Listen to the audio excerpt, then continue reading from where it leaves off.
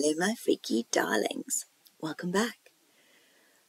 This week, we're taking a bone-chilling trip to the land of the Kiwis and investigating Larnach Castle. Larnach Castle, dubbed as New Zealand's one and only castle, is a captivating 25-room Gothic beauty perched on the eerie ridge of the Otago Peninsula near Dunedin. But to be honest, it's not really a castle. No, it's more like a historic house, a mock castle, if you will. So, now, let's rewind to 1871, when a man by the name of William James Muddy Larnach, a merchant, baron, and politician, decided to unleash his architectural dreams upon the world. Our protagonist, or I'm not entirely sure he is a protagonist, but you'll see that later. Anyway, Mr. Larnach starts his career as a banker in Melbourne, but the allure of gold takes him to the Australian goldfields in Ararat, where he manages the Bank of New South Wales. And guess what? His bank building was nothing more than a tent, accompanied by a trusty dog, a gun, and some boxes. Quite the setup, or not. Anyway, now, our ambitious Mr. Larnach's career takes off like a rocket. Impressed by his golden touch, he's offered a new job in Dunedin, where he gallops his way into destiny. One fine day, while horse riding with his son, he stumbles upon the perfect spot on the Otago Peninsula ridge. This is where his wildest dreams take shape. But first, they had to level the land. And what's the best way to level land, you ask? I know this because I did not know the answer to this. Anyway, so you just stick some pegs into volcanic rock and pour salt water in. Voila! The rock splits like a broken heart. So sad. Anyway, fast forward 3 years and gather 200 hard-working souls, and voila! Larnach Castle stands tall in 1874. But wait, it gets better. Our man Larnach, not content with a mere castle, hires skilled European craftsmen to turn the interior into a mesmerizing spectacle. 12 long years pass, and they finally finish the job. Marble from Italy, floor tiles from England, glass from Venice and France. This place is a melting pot of ghostly elegance. In 1885, he gifted his favourite daughter, Kate, with a massive 3,000 square foot ballroom for her 21st birthday. Now, that's some serious dedication to spoiling your kids. Yeah. But alas, tragedy strikes our good-hearted dreamer. His beloved daughter, Kate, passes away in her prime, and he loses his first wife, Eliza, at the tender age of 38. Oh, and did I mention that his late wife's half-sister becomes his new bride? Yeah, that's pretty scandalous. But she also died at the same age as her sister, Coma, which is also a smidge weird. But yeah, anyway, yeah, Larnach didn't stay single for very long. His third wife, Constance, who was much younger than her husband, apparently cheated on poor Larnach with his own son. Sonny boy was probably also a smidge jealous because he didn't get that massive ballroom like his sister. Anyway, it's a smidge of a twisted family tree there. But wait, there's more. Our dear Larnach, a man of many talents, dabbles in politics. Unfortunately, his banking skills haunt him like a vengeful spirit, as accusations of dishonourable dealings darken his reputation. Oops! Feeling the weight of the world crashing down upon him, our protagonist takes a tragic final step. In October 1898, William Larnach finds himself in New Zealand's Parliament building, where he bids farewell to life by shooting himself in the head. Yep. Blew his brains out without leaving a will.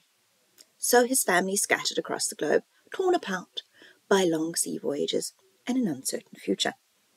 And so Larnach Castle fell into different hands, each adding their own twist to the tale. Now we get to the juicy part of the story.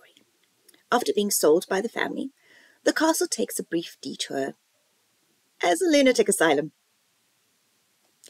Can you imagine the spooky shenanigans that went on within those walls? I mean, we all know that asylums tend to get, haunted. So, mental disorders and shell-shocked soldiers finding solace in the haunting corridors. But that's not all. The castle's eerie beauty fades away and it's abandoned and left to decay. Should you not? The grand ballroom was even transformed into a sheep holding pen.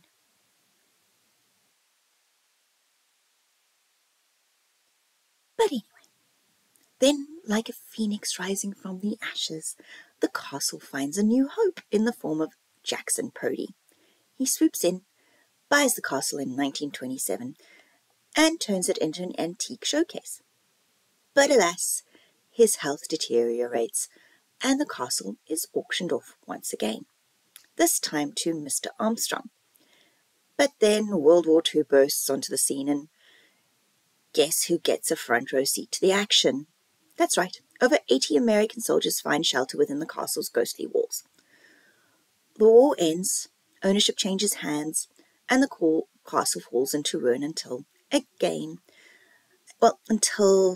the Barker family emerges as knights in shining armour.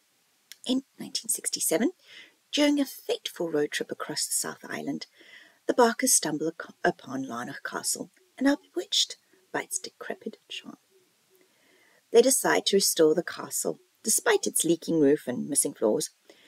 They even manage to find some of the original furniture. Impressive, right? By opening its doors to the public, the Barker family has kept the castle's restoration alive. But be aware, apparently the spirits that dwell within are not always amused. It's no secret that Larnach Castle is haunted. The current owners are very well aware of this and even throw Halloween parties and Victorian ghost story events. Definitely making a buck off the ghosts there. And things tend to get a little spooky. Visitors have reported mysterious occurrences, like getting pushed around upon entering Constance's room, where her wedding dress and her Victorian toiletries are on display. Talk about a lady who doesn't want to let go. But wait, there's more. People have felt an eerie chill in Constance's room, colder than any other room in the castle. Some believe it's the spirit of Constance herself, haunting her former abode. Others think it's the vengeful spirit of Eliza, furious that another woman took her place. Well, actually, 2 women took her place. But anyway. And let's not forget about William Larnach, the man himself.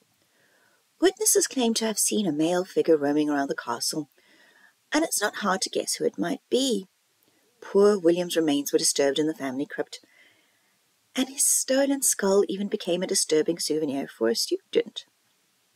Yeah, that's a bit of a creepy collectible. No wonder the man's pissed.